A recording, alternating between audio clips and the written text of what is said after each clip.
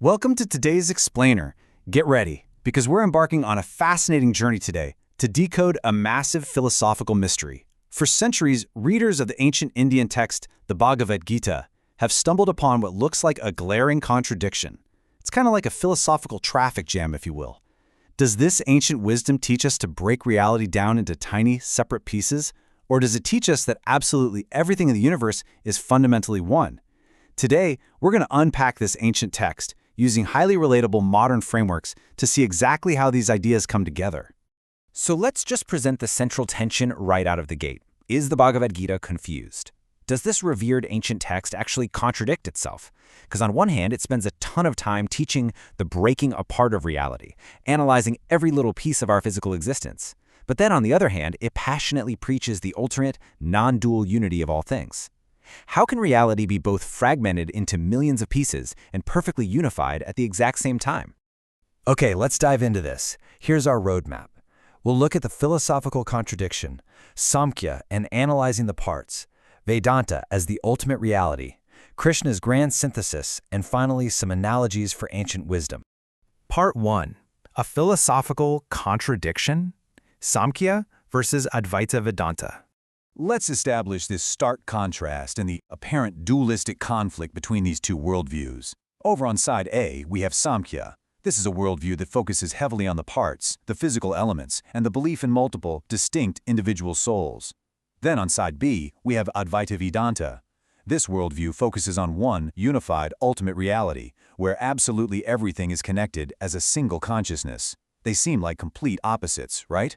Moving to part 2, Samkhya, analyzing the parts and breaking down the body and mind. To really grasp this, we first need to define Samkhya.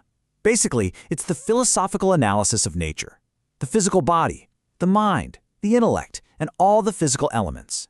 Chapter 13 of the Gita makes a super practical point here. It says that without first thoroughly analyzing the physical body and the mechanics of the mind, trying to understand the deeply subtle concept of the soul is nearly impossible. You literally have to understand the machine before you can understand the ghost in the machine. And look at how incredibly detailed this gets. The text lists exactly 24 elements of Samkhya.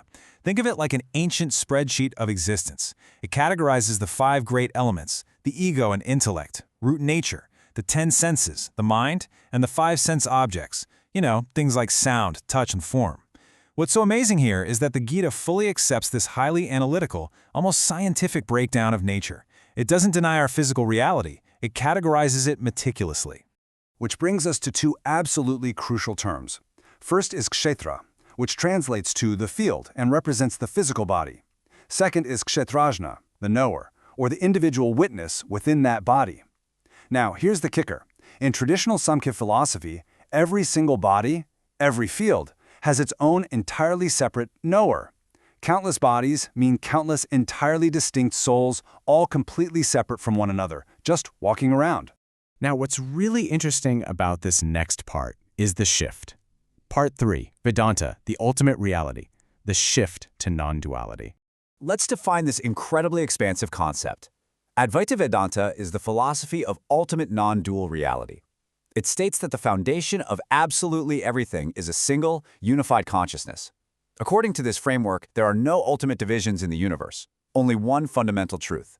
This profound shift in perspective sets the stage perfectly for Shri Krishna's ultimate revelation in the text. And here is that exact revelation. Shri Krishna says, "I am the knower in all fields." Wow, that is immensely powerful. With just this one sentence, the text deliberately departs from the traditional Samkhya view of countless separate souls. Instead of billions of individual, disconnected witnesses, Krishna introduces one universal witness experiencing reality through all bodies across the cosmos. To lock in exactly where these two philosophies diverge, let's contrast them directly. Side A, Samkhya. Every body has a separate, distinct soul. Side B, Vedanta. There is only one universal knower across all bodies. The text is literally zooming out from a reality of many to a reality of one. So how do they fit together? Part 4, Krishna's grand synthesis, uniting the philosophies. The absolute crucial point in uniting these ideas is this. In traditional Samkhya, nature, or Prakriti, is considered entirely independent. It just acts on its own, spinning the wheels of the universe. But the Gita's synthesis completely changes the game. It states that yes, nature creates the dynamic physical world, but it is not independent. It operates strictly under the supervision and jurisdiction of the ultimate reality, the divine. Nature is the complex machinery, sure, but the divine is the ultimate supervisor actually running it.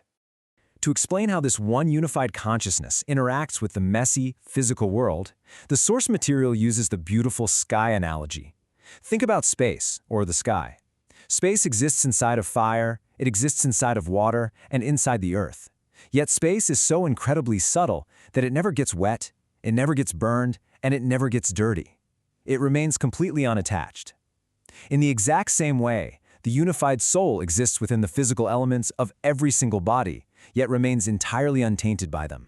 And this brilliantly illustrates our final section, Part 5, Analogies for Ancient Wisdom Using Modern Frameworks. Imagine you go to the doctor. The doctor runs an X-ray, an MRI, and a blood test. They break down all the different parts of your body to see what's going on at a microscopic level. That analytical breakdown, that is Samkhya.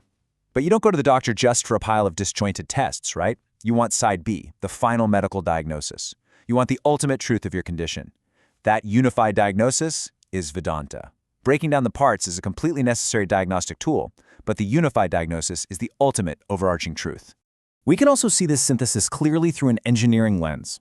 Think about project management. If you're building a massive railway system, you have separate projects: the civil engineering, laying the tracks, setting up the electrical signals.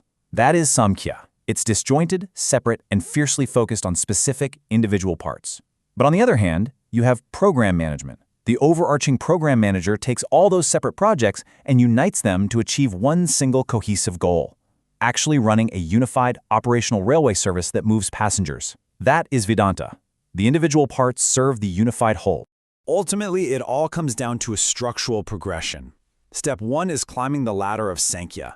You absolutely need the detailed analysis to understand the complex components of our reality. But you don't stay on the ladder. Step 2 is reaching the roof of Vedanta, the unified reality. The analytical breakdown isn't rejected or thrown away. It's simply the required staircase you must climb to reach that ultimate realization of non-duality. Which leaves us with a final, really powerful question to reflect on.